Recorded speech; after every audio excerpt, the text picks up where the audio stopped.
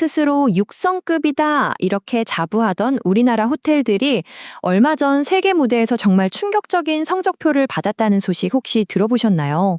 국내 최고를 넘어서 세계 최고를 꿈꾸던 K호텔의 자존심이 와르르 무너졌는데 오늘 그 진짜 이유를 한번 제대로 파헤쳐 보겠습니다.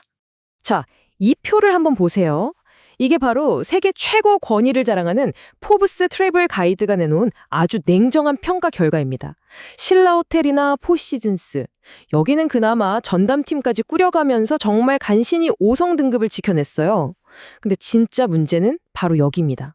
스스로를 6성급이라고 엄청나게 홍보했던 조선 팰리스는 4성으로 강등, 시그니엘 서울은 아예 등급도 없는 추천 호텔로 떨어지는, 와, 말 그대로 정말 굴욕적인 결과를 맞이한 거죠.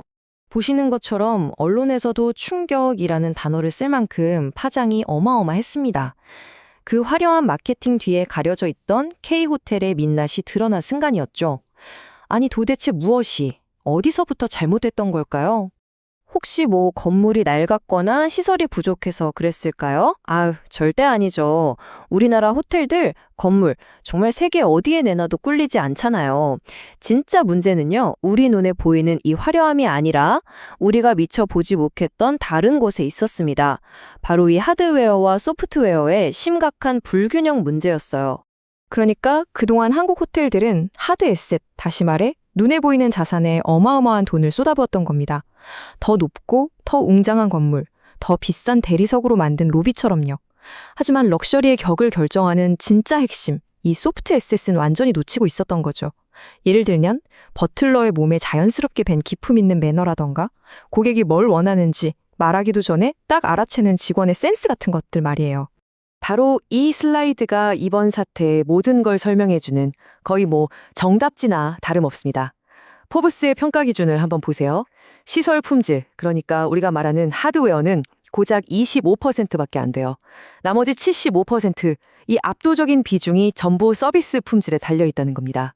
결국 승부는 번쩍이는 콘크리트가 아니라 보이지 않는 서비스의 디테일에서 갈렸던 거죠. 이걸 좀 전문적인 용어로는 무형 자산이라고 하는데요. 눈에 보이지는 않지만 브랜드의 가치와 명성을 결정하는 가장 중요한 자산이라는 뜻입니다. 결국 K호텔들은 수천억 원짜리 건물은 지었을지 몰라도 그보다 훨씬 더 중요한 이 무형 자산을 쌓아 올리는 데는 소홀했다. 이렇게 볼 수 있는 겁니다. 그렇다면 이 서비스 문제, 그냥 직원 교육 좀 빡세게 시키면 해결되는 걸까요? 그렇게 간단한 문제였다면 오늘 우리가 이 이야기를 시작도 안 했겠죠. 분석을 따라가 보니까요. 이 문제가 생각보다 훨씬 더 깊은 곳, 바로 우리의 역사와 문화 속에 뿌리 내리고 있더라고요. 네, 맞습니다. 최고의 서비스는요, 무슨 암기 과목이 아니에요.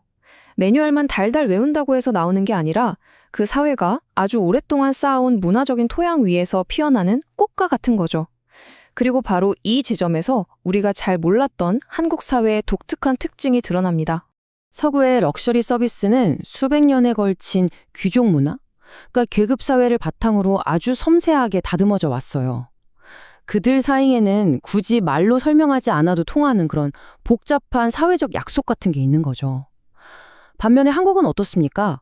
봉건적인 신분제가 무너진 이후에 모두가 평등하다는 인식이 사회 전반에 아주 깊게 깔린 이른바 김, 이, 박 사회로 재편되었죠.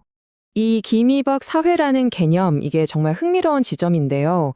한 소셜미디어 분석을 보니까 우리가 그토록 자랑스럽게 여겼던 그 평등주의가 아주 역설적이게도 최상위 엘리트 서비스를 만들고 또 그걸 즐기는 데에는 보이지 않는 유리천장으로 작용했다는 겁니다.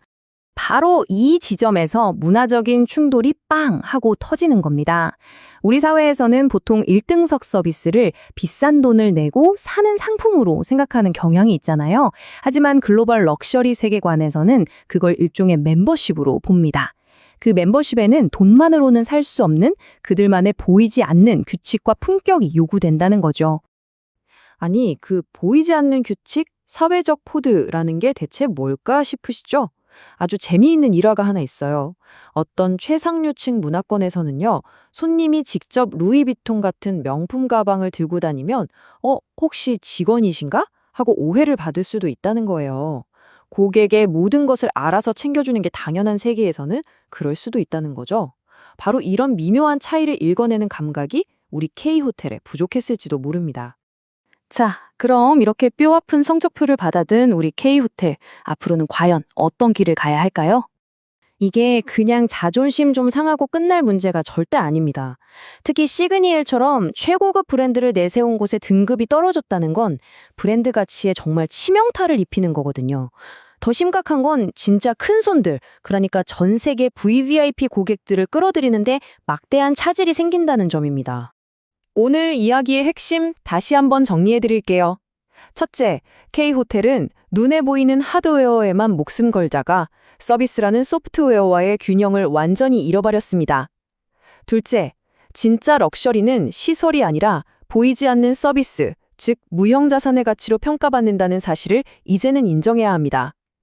셋째, 이 서비스 격차의 뿌리에는 우리가 간과했던 깊은 문화적, 역사적 배경이 있었다는 점. 결론적으로 이제는 콘크리트에 돈을 붓는 대신 사람과 서비스의 디테일에 투자하는 전략적인 대전환이 시급합니다. 결국 이 모든 이야기는 하나의 질문으로 돌아옵니다. 여러분에게 진정한 럭셔리란 과연 무엇인가요? 단순히 거액을 지불하면 살 수 있는 화려한 상품일까요? 아니면 그 안에 담긴 역사와 철학, 그리고 서비스를 온전히 이해하고 경험할 때 비로소 완성되는 그런 품격일까요? 오늘 한 번쯤 깊이 생각해 보시면 좋겠습니다.